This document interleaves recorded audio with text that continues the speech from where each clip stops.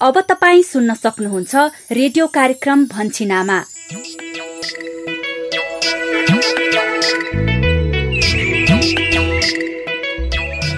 नमस्कार, रेडियो कार्यक्रम लहर भन्छिन आमाको 214औं भागमा स्वागत गर्छु म यशोदा। हरेक साता यही समयमा प्रस्तुत हुने यस कार्यक्रममा हामी 1000 दिने आमा र बच्चाको स्वास्थ्य र पोषणका विषयवस्तुहरू समेट्छौं। यिनै विषयमा तपाई हाम्रै बस्ती र समुदायका कथा सुन्छौं, साथमा तपाईकै अनुभवहरूलाई समेट्छौं।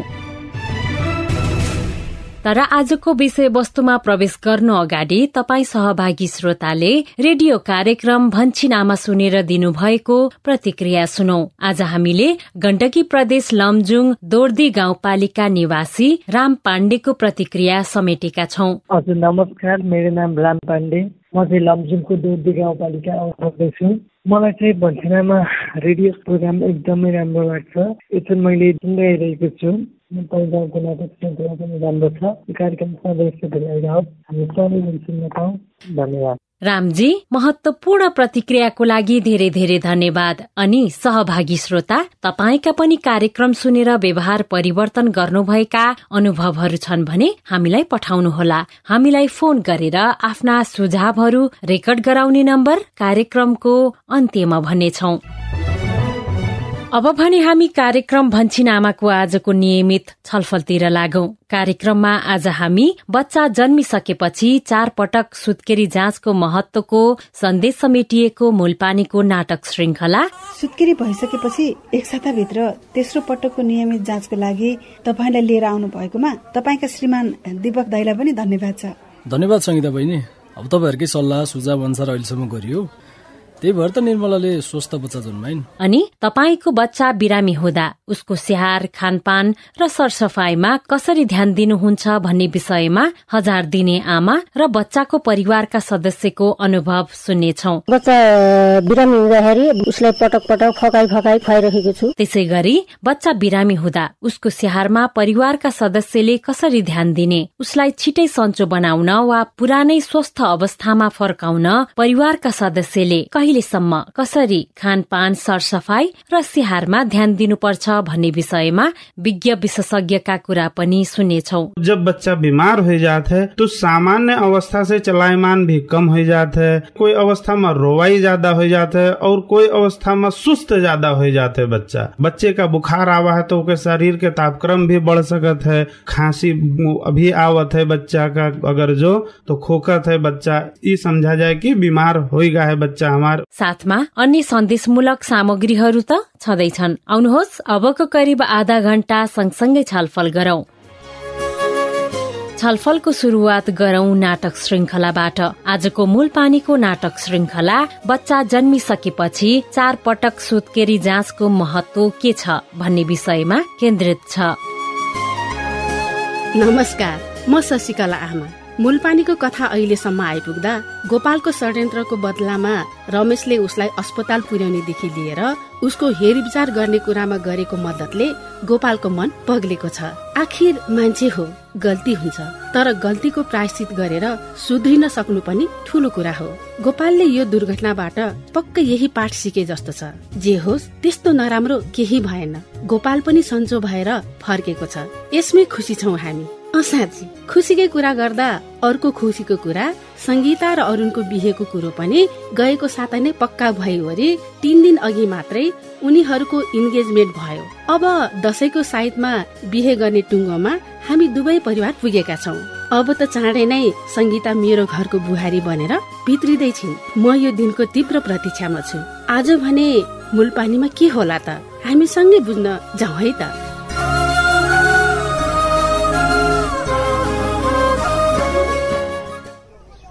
नमस्कार, म विजयको तर्फबाट आजको यस हाम्रो दुग्ध डेरीलाई औपचारिक रूपमा दुग्ध सहकारी संस्थाको रूपमा घोषणा गर्ने कार्यक्रममा तपाईँ उपस्थित सबैलाई स्वागत पनि छ।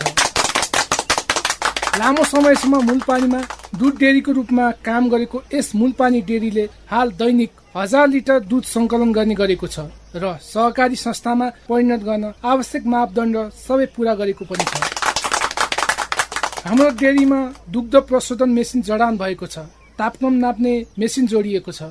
विभिन्न दुग्धजन्य परिकार बनाउने मेसिनहरू जडान भई त्यसको उत्पादन समेत सुरु भइसकेको धेरै भइसक्यो। प्रत्यक्ष रूपमा 200 जना भन्दा बढी किसानहरू यस डेरीसँग जोडिएको कारणले हाम्रो सेवालाई अझ फराकिलो बनाउन सहकारी संस्थाको रूपमा स्थापना गर्नु आवश्यक थियो। सोही अनुसार आज औपचारिक तवरले दुग्ध सहकारी संस्थाको रूपमा स्थापना गरिन लागेको कुरा सुनाउन पाउँदा मलाई गर्व लागेको छ। हाम्रो दुग्ध डेरीलाई यो स्थानसम्म पुर्याएर दुग्ध सहकारी संस्थाका रूपमा स्थापना गर्नका लागि सहयोग एवं हौसला प्रदान गर्नुहुने मूलपानी पालिका अध्यक्ष मनामा, उपाध्यक्ष नेत्रलालजी लगायत तपाईँ मूलपानीवासी सबै कृषक दाजुभाइ दिदीबहिनीहरू तथा शुभेच्छुकहरूलाई धेरै धेरै धन्यवाद दिन चाहन्छु। यो सँगै मलाई सधैँ केही उत्पादनशील काम गर्न प्रेरणा दिनुहुने मेरी आमा शशिकला, मेरी श्रीमती एवं यस डेरीको व्यवस्थापक जानुका प्रति धेरै धेरै आभारी हुँदै अब भने यस दुग्ध सहकारीले आगामी दिनमा कसरी अगाडि बढ्छ भन्ने कुरा बताइदिनु हुन म यस डेरीकी व्यवस्थापक जानुकाजीलाई आग्रह गर्दै बिदा चाहन्छु। धन्यवाद। धन्यवाद विजयजी। अनि उपस्थित सबैलाई म यस डेरीको व्यवस्थापक जानुकाको तर्फबाट नमस्कार पनि छ। भर्खरै मेरो श्रीमान विजयले भन्नुभए जस्तै हाम्रो यस मूलपानी डेरीलाई प्रदेश सरकारबाट विशेष सहयोग भएको छ। प्रदेश सरकारको उत्पादन प्रवर्धन कार्यक्रम अन्तर्गत हाम्रो डेरीलाई जेनेरेटर र सानो ट्याङ्कर प्राप्त भएको छ भने प्रदेश सरकारकै सहुलियत अनुदान र हाम्रो डेरीको केही लगानीमा हामीले डेरीको लागि एउटा गाडी पनि किनेका छौं। यो गाडीले पनि हाम्रो यो डेरीको व्यवसाय विस्तारमा थप टेवा दिनेछ भन्ने हामीले आशा गरेका छौं। अब यी उपलब्ध स्रोत र साधनको भरपूर सदुपयोग गर्दै मूलपानीवासीकै समग्र हित हुने गरी यस मूलपानी दुग्ध सहकारी संस्था अगाडि बढ्नेछ। सधैँ जस्तै यहाँहरूको साथ र सहयोगको अपेक्षा गर्दै अब यो मूलपानी दुग्ध सहकारी संस्थाको समुद्घाटन गरिदिनको लागि म हामी सबैकी अग्रज मूलपानी गाउँपालिकाकी अध्यक्ष मना आमालाई आग्रह गर्दै बिदा हुन्छु। हस्त नमस्कार।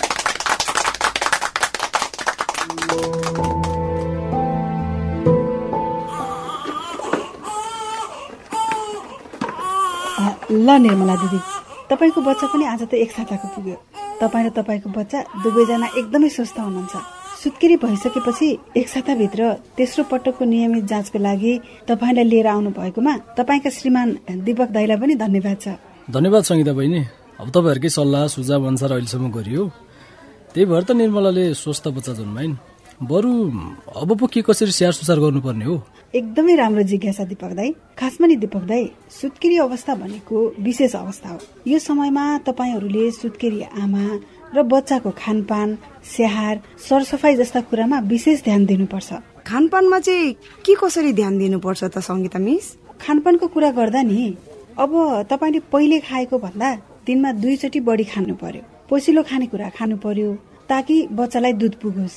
अनि बच्चालाई 6 महिना हुन्जेलसम्म दिनको 10 देखि 12 पटक गरेर आफ्नो दुध मात्रै खुवाउनु पर्यो। अनि दुधले मात्र पुग्छ त संगीता बहिनी बच्चालाई? ल पुगिहाल्छ नि दीपक दाई। बरु पुग्ने गरी दुध आओस् भनेर 6 महिनासम्म चाहिँ आमालाई खुवाउनु पर्ने कुरा त थाहा होला नै, होइन त? अस्ति नै पनि भन्न त भन्नुभएको थियो, फेरि एकपटक भनिदिनुस् न संगीता मिस। भनिहाल्छु नि निर्मला दिदी। सुत्केरी आमाले रोग विरुद्ध लड्ने शक्ति बढाउन र पर्याप्त मात्रामा दुध आउनको लागि हरेक दिन 10 समूहका खानेकुरा मध्ये हरेक छाकमा कम्तीमा 5 समूहका खानेकुरा हुनुपर्छ। अनि त्यो 10 खाना समूहमा चाहिँ के पर्छ नि संगीता बहिनी? ल सुन्नुस् दीपक दाई अनि निर्मला दिदी, तपाईँ पनि ध्यान दिएर सुन्नुस् है। पहिलो समूहमा अन्न वा कन्दमूल, दोस्रो समूहमा दाल, गेडागुडी, दलहन, तेस्रो समूहमा बिउ बिजन अर्थात् ओखर, काजु, बदाम, अनि चौथो समूहमा दुध तथा दुधजन्य पदार्थ, पाँचौं समूहमा माछा मासु, अनि छैठौं समूहमा चाहिँ अंडा, अनि सातौं समूहमा गाढा हरियो रङको सागपातहरू, आठौं समूहमा भिटामिन ए पाइने सागपात तथा फलफूलहरू, नवौं समूहमा अन्य सागपात तथा तरकारी र 10औं समूहमा चाहिँ अन्य फलफूलहरू पर्दछन्। सुत्केरीले खाने यी 10 समूहका खानेकुरा मध्येबाट कम्तीमा 5 समूहको खानेकुरा चाहिँ हरेक छाकमा हुनै पर्छ। अनि यी मध्ये पनि सुत्केरीको हरेक दिनको खानेकुरामा एक छाक चाहिँ पशुपन्छी जन्य खानेकुरा अर्थात् माछा मासु, अंडा चाहिँ छुट्नै हुन्न नि। ए त्यो माछा मासु अंडा त हरेक दिन मिलाएर खुवाइरहेकै छु संगीता बहिनी। अरू कुराहरू पनि मिलाएर खुवाइरहेकै छु। कम्तीमा 5 समूहका खानेकुरा त परेकै छन्, जानी नजानी भए पनि। कि कसो हो बुढी? त्यो त खुवाइरहनु भएको छ सङ्गीता मिस। अनि त्यो बाहेक अरू ध्यान दिनुपर्ने कुरा पनि त भनिदिनुहोस् न। अनि यो सँगै अर्को ध्यान दिनुपर्ने कुरा चाहिँ सुत्केरी भइसकेपछि 45 दिनसम्म आइरन चक्की खानु पर्यो। त्यसै गरी भिटामिन ए क्याप्सुल खानु पर्यो। बच्चालाई खोप लाउन ल्याउनु पर्यो। सुत्केरी अवस्थामा महिलाले प्रशस्त आराम गर्नुपर्छ। गह्रो र भारी काम चाहिँ गर्नु हुँदैन। चिन्ता मुक्त भएर आफ्नो र नवजात शिशुको ख्याल गर्नु पर्यो। अनि नि दीपक दाई, तपाईँ र तपाईँका परिवारका सदस्यहरूले यी कुराहरूमा ध्यान दिनु पर्यो है त? हुन्छ हुन्छ सङ्गीता बहिनी, अब हामी लागौँ त? हुन्छ दीपक दाई, अब चाहिँ चौथो पटकको नियमित सुत्केरी जाँच गराउन 42 दिनमा आउनुहोस् है। त्यो बेला बच्चालाई खोप पनि लगाउनु पर्छ। अनि तपाईँहरूलाई परिवार योजना सम्बन्धी परामर्श पनि गर्नुपर्छ। त्यति बेलासम्म निर्मला दिदीको र बच्चाको राम्रो ख्याल गर्नुहोला। तर यदि त्योभन्दा अगाडि सुत्केरीलाई कुनै प्रकारको स्वास्थ्य समस्या वा स्वास्थ्य जटिलता देखिएमा चाहिँ तुरन्तै स्वास्थ्य संस्था ल्याइहाल्नु होला है त? हस्, हुन्छ सङ्गीता बहिनी, अहिलेलाई लाग्छौँ हामी। नमस्ते मिस। हस्, नमस्ते।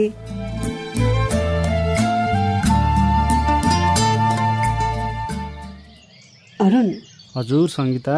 तिम्रो हात समाएर यसरी बस्न कस्तो छुट्टै महसुस भइरहेको छ। तिम्रो हातै छोड्न मन छैन। अनि कसले हात छोड भनेको छ त? हाम्रो इन्गेजमेन्ट त भइसक्यो नि। अब त दसैँमा झन् बिहे पनि हुन्छ। त्यही त। तर थाहा छ अरुण, हामी साथी त पहिल्यैदेखि थियौँ, प्रेमी प्रेमिका पनि भयौँ। तर इन्गेजमेन्ट गरेर यो तिम्रो हातबाट औँठी लगाइसकेपछि भने नि बेग्लै महसुस हुँदो रहेछ। तिमीलाई भएको छैन त्यस्तो? कस्तो अनुभव र सङ्गीता? अब अझ बढी जिम्मेवारी बढे जस्तो, जिम्मेवार हुनुपर्ने जस्तो। त्यो त तिमी पहिलेदेखि नै थियौ नि। त्यही पनि अब त औपचारिक रूपमा सम्बन्ध पनि जोडिए जस्तो फिल हुने भने। तिमीलाई त्यस्तो भएको छैन र? मलाई त झन् अहिलेदेखि नै बुढी भनौँ चाहिँ भइसक्यो। भनौला नि, त्यो पनि हतार नगर न। तर हाम्रो बिहे कुनै तडक भडक नगरी सामान्य रूपमा गर्ने भन्ने मेरो सोच थियो। शशिकला आमा र मेरो बुवाले पनि यही कुरा भन्नुभयो। म त एकदमै खुसी भएँ अरुण। कति बुझकी छौ है तिमी। यस्तो धेरै कुरा बुझ्ने मान्छे आफ्नो जीवनमा पाएकोले खुसी छु सङ्गीता। म पनि त साह्रै खुसी छु नि अरुण। तिमी जस्तो बुझकी र साथ दिने व्यक्ति जो पाएको छु। तर अब खुसी हुँदा हुँदै पनि दुखी हुने बेला आउन लाग्यो सङ्गीता। दुखी किन र अरुण? के भयो? अब इन्गेजमेन्टको लागि लिएको 7 दिनको बिदा भोलि सकिन्छ। अब भोलि नै म फुलबारी पालिका फर्कनु पर्छ नि। फर्कने कुरा नगर न। अब तिमीले नै होइन, अब आफ्नो काम त काम हो, काममा कहिले पनि सम्झौता गर्नुहुन्न भनेर मलाई सम्झाए कि। अनि म काममा पुग्नु परेन त भने। त्यो त हो अरुण। तर पनि यस बेला आएर छुट्टिने कुरा गरेपछि यो मनले मान्दो रहेनछ। अब शरीर छुट्टिएर के भयो र सङ्गीता? अब मन त तिमीसँगै छँदैछ नि। ल हजुर साहित्यकारसँग गफ गरेर म कहाँ सक्थेँ र। ल अब समय पनि बित्यो, जाउँ है। हुन्छ, भोलि बिहान म गाडीसम्म पुर्याउन आउँछु नि त है। हस् म्याडम, बाई। Bye by.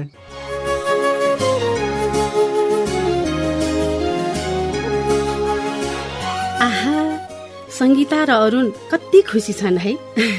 म पनि खुसी छु उनीहरूको विवाह पक्का भएकोमा। यिनीहरूको जोडी सधैँ यस्तै हाँसी खुसी रहिरहोस्। यता मूलपानी डेरी आजदेखि मूलपानी दुग्ध सहकारी संस्था भएको छ। सहकारी संस्था भएसँगै यसको व्यवसायको दायरा र क्षेत्र पनि फराकिलो भएको छ। विजय र जानुकाको जिम्मेवारी पनि बढेको छ। उनीहरू पनि सधैँ यसै गरी हरेक काममा सफल हुन्, यही शुभकामनाको शब्द भन्दै आजका लागि मूलपानीको कथाबाट म शशिकला आमा बिदा माग्न चाहन्छु। अर्को साता भन्छिन आमामा मूलपानीको नयाँ घटनाक्रम तथा कथाको साथमा आउने नै छु। नमस्ते। यस बेला हामी रेडियो कार्यक्रम भन्छिन आमा सुनिरहेका छौं। भन्छिन आमा, परिवारकै स्वास्थ्यका लागि। कार्यक्रम भन्छिन आमामा भर्खरै हामीले बच्चा जन्मिसकेपछि 4 पटक सुत्केरी जाँचको महत्वको सन्देश समेटिएको मूलपानीको धारावाहिक नाटक श्रृंखला सुन्यौं। कार्यक्रममा अब भने बिरामी बच्चाको खानपान, स्याहार, सरसफाईमा परिवारको भूमिकाको विषयमा छलफल गरौं। प्रस्तुतिमा हुनुहुन्छ सहकर्मी भूपेन्द्र। बच्चाको उचित स्याहार र सरसफाईको कमीले बच्चा बिरामी पर्न सक्छन्। त्यसैले बच्चा बिरामी नहोस् भन्नका लागि बच्चाको उचित स्याहार र सरसफाइमा आमा बुबा र परिवारका सदस्यले विशेष ध्यान दिनुपर्छ। तर यदि बच्चा बिरामी भइहाल्यो भने चाहिँ उसको स्वास्थ्योपचार, खानपान, स्याहार र सरसफाइमा विशेष ध्यान दिनुपर्छ। बच्चा बिरामी भएको चाहिँ कसरी थाहा पाउने त? बताउँदै हुनुहुन्छ लुम्बिनी प्रदेश बाँके नरैनापुर गाउँपालिका स्थित मटेहिया स्वास्थ्य चौकीका अहेवा लवकुश यादव। जैसे और अवस्था में बच्चा सामान्य रहत है, बच्चा चलत है, बोलत है, रोवत है, सब कुछ होत है, और जब बच्चा बीमार हो जात है तो सामान्य अवस्था से चलायमान भी कम हो जात है, और उके कभी कभी कोई अवस्था में रोवाई ज्यादा हो जाता है, और कोई अवस्था में सुस्त ज्यादा हो जाते है। बच्चे का बुखार आवा है तो उके शरीर के तापक्रम भी बढ़ सकत है, तो उसे भी पता चलत है कि बच्चा में हमरे समस्या है। और खांसी अभी आवत है बच्चा का, अगर जो तो खोखत है बच्चा, ये समझा जाए कि बीमार हो गया है बच्चा हमारे, ओके रेख देख करो, सर सफाई करो, और जाए अगर ज्यादा समस्या है तो नजीक के स्वास्थ्य संस्था में ले जाए के वहाँ के स्वास्थ्य कर्मी मक्का देखाए के ओके उपचार किया जाए। हो, बच्चाले सामान्य अवस्था भन्दा फरक व्यवहार गर्यो, बच्चा सुस्त देखियो, रुने, झिझिने, खान मन नगर्ने गर्यो भने सामान्यतया बच्चा बिरामी भएको भनेर बुझी स्वास्थ्य संस्थामा लगेर स्वास्थ्य जाँच गराउनुपर्छ र स्वास्थ्य कर्मीको सल्लाह अनुसार हेरचाह गर्नुपर्छ। बिरामी बच्चालाई के कस्ता खानेकुरा खुवाउनु पर्छ त? लुम्बिनी प्रदेश समरीमाई गाउँपालिका स्थित बेतकुइया स्वास्थ्य चौकीका अहेवा उमाशंकर पाल। 6 महीना के पहले के बच्चा जौन बाटे उनके का हो कि मतलब सिर्फ दूध भर पियावे के हो, घड़ी घड़ी पटक पटक खियावे को, 24 घंटा में 12 पटक दूध पियावे के होला। थोड़ा थोड़ा ओकर बाद जौन बा नहीं रुके जाला त हमन के गाँव घर में हम लोग का बाटिन की एक बार पियलिन, 2 बार पियलिन तो फिर रिसिया लागलिन, उकुल ऐसा अवस्था नहीं करे चाहिए। थोड़ा से फुसला के पगला के हल्का से थोड़ा से ललाई सलाई के दूध पियावे के कोशिश करिए। 6 महीना के बाद से जैसन उम्र, पटक, मात्रा, प्रकार, सक्रिय खवाई र सर सफाई में बहुत तगड़ा ध्यान दे। खाना जोन बा बीमार भइले के बाद नरम, ओकर बाद माछा मासु के झोल भी खियावे के चाहिए। हमन वो अपने आधार से नहीं बनाए चाहिए जोन बड़ा लोग बना के खा ले। बच्चा के खाना के तरीका जोन बा थोड़ा छुट्टे होवे के चाहिए, नरम होवे के चाहिए, ओकर बाद और चिल्लो पीरो जोन बा कम होवे के चाहिए, साग पात बड़ी खियावे के चाहिए, गेड़ा गुड़ी भी मिला के खियावे के चाहिए 6 महीना के बड़ी भइले के बाद। हो, 6 महिना भन्दा कम उमेरका बच्चा बिरामी भएमा आमाको दूध नियमित रूपमा सधैँको भन्दा बढी पटक खुवाउनु पर्छ। यदि बच्चाले दूध चुस्न नसकिने अवस्था छ भने आमाको स्तन निचोरेर दूधलाई सफा कपमा जम्मा गरेर पनि बच्चालाई खुवाउनु पर्दछ। अनि 6 महिना भन्दा माथिको बच्चा बिरामी हुँदा उसलाई आमाको दूधका साथसाथै पोसिला, नरम र झोलिला खानेकुराहरू जस्तै लिटो, जाउलो, दूध, सातु, मासुको झोल, मासुका साना टुक्रा, अन्डा, हरिया सागपात तथा फलफूल थोरै थोरै गरेर सधैँको भन्दा बढी मात्रामा थप 1 पटक खुवाउनु पर्छ। यो थप पटक खुवाइने खानेकुरा बच्चा बिरामीबाट निको भइसकेपछि पनि 14 दिनसम्म निरन्तर दिनुपर्छ।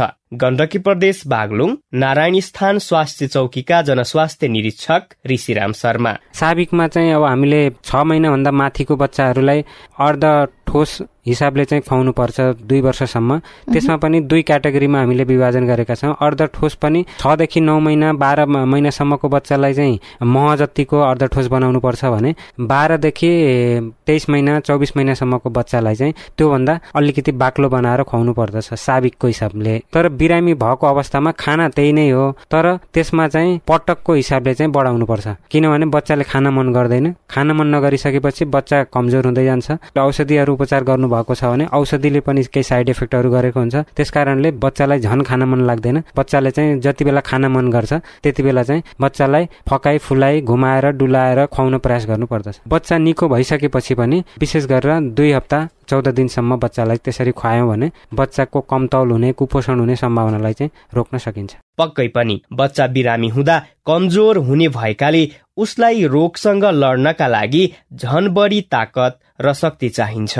त्यसैले बिरामी बच्चालाई सधैँ खुवाइरहेको भन्दा थप 1 पटक पोसिलो खानेकुरा बनाएर खुवाउनु पर्छ र यो क्रम बच्चा बिरामीबाट निको भइसकेपछि 14 दिनसम्म जारी राख्नुपर्छ।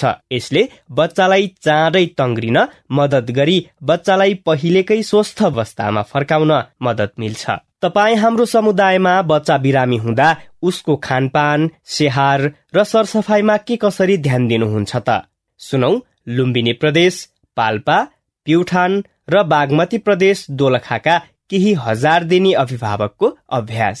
नाम अनुका भुजेल हो। गेडागुडीको रस, जाउलोहरू, फलफुलहरू तातो पानीमा तताएर खुवाउने गरेको छु। मान्दैन भने चाहिँ उसलाई घुमाई डुलाइ फिराई कोखाइ गरेर अनि डुलाएर आफै गीत भनेर गीत सुनाएर खुवाउने गरेको छु। 1-2 घण्टाको फरकमा चाहिँ खुवाइराख्ने गरेको छु। बच्चाको सरसफाइ दुवैजनाले मिलेर गर्ने गरेको छ। साबुन पानीले हात धोएर सरसफाइ गरेर नि खुवाउने गरेको छ। बच्चा बिरामी हुँदाखेरि बच्चाले उसलाई खाना मन भएको हुन्न, उसलाई पटक फकाई कसरी खान्छ त्यसरी खुवाइरहेको छु। साबिक भन्दा कम खान्छ त बिरामी भएको बेलामा, पटक थोरै गरी फकाई फुलाई गरी खुवाइरहन्छु। मेरो नाम रुद्र पोखरेल, ऐरावती 4। बिरामी हुँदा त जाउलो साउलो बनाउने अलिक गिलो खालको उसले के रुचाउँछ त्यो अनुसारको खानाहरू बनाएर चाहिँ खुवाउने गरेको छ। घरको फ्यामिली सबैजना मिलेर चाहिँ गरिरहेका हुन्छौँ।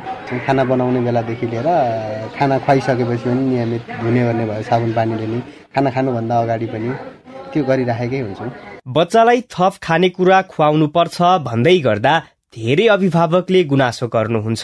खुवाउन खोजेको त हो तर खानै मान्दैन। थोरै भए पनि खायो भनेर 1 वा 2 पटक खुवाएर खुवाउन छोड्नुहुन्छ।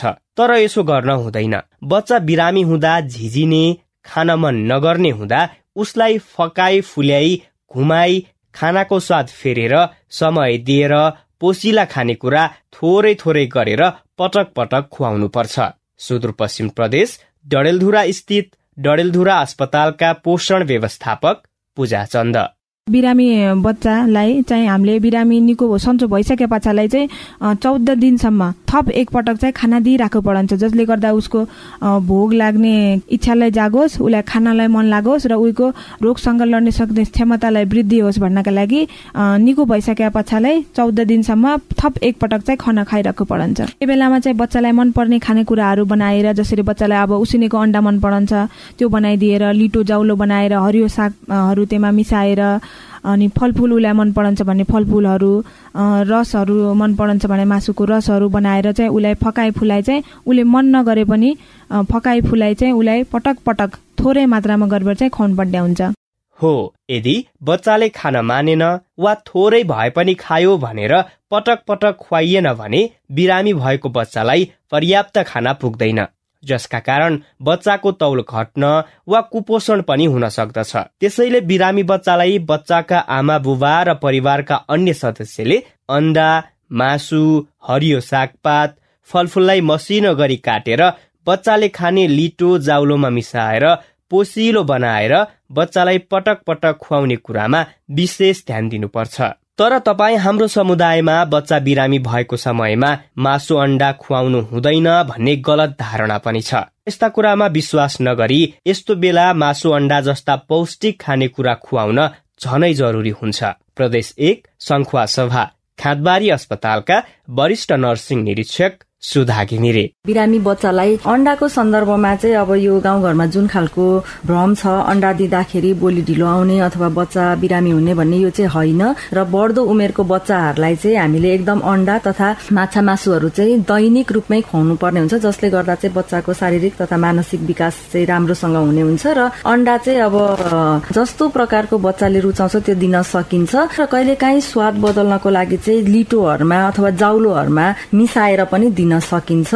बच्चाले जसरी खान सहज मान्छ त्यसरी दिन सकिन्छ, तर दिनु चाहिँ पर्छ। बच्चाको पोषण र स्वस्थ बच्चाका लागि कुनै पनि गलत अफवाहमा नपरी अन्न, गेडागुडी, फलफुल, हरियो सागपात, माछा मासु, अन्डा, दूध, दही, घिउ जस्ता पोषणयुक्त खानेकुरा बिरामी बच्चालाई हरेक दिन खुवाउनु आवश्यक छ। यसका साथै बच्चा बिरामी हुँदा आमाले बच्चालाई सधैँको भन्दा बढी पटक दूध चुसाउनु पर्ने भएकाले बच्चाको आमाले पनि पोसिलो खानेकुरा खानुपर्छ। त्यसैले आमा र बच्चालाई पोसिला खाना खुवाउनका लागि विभिन्न पोसिला खानेकुराहरू जुटाउने, पकाउने र खुवाउने जिम्मेवारी भने परिवारका सदस्यको हो भन्नुहुन्छ कर्णाली प्रदेश सुर्खेत उत्तर गंगा स्वास्थ्य चौकीका इन्चार्ज उदय बहादुर थापा। बच्चा बिरामी हुँदा त आमा मानसिक रूपमा विक्षिप्त भएको अवस्था हुन्छ। त्यति बेला घर परिवारका सदस्यहरूले आमालाई पनि माया ममता दिनुको साथसाथै बच्चालाई पनि स्याहार गर्नको लागि सपोर्ट गर्नको लागि हामीले चाहिँ समय पर्याप्त दिन जरुरी छ।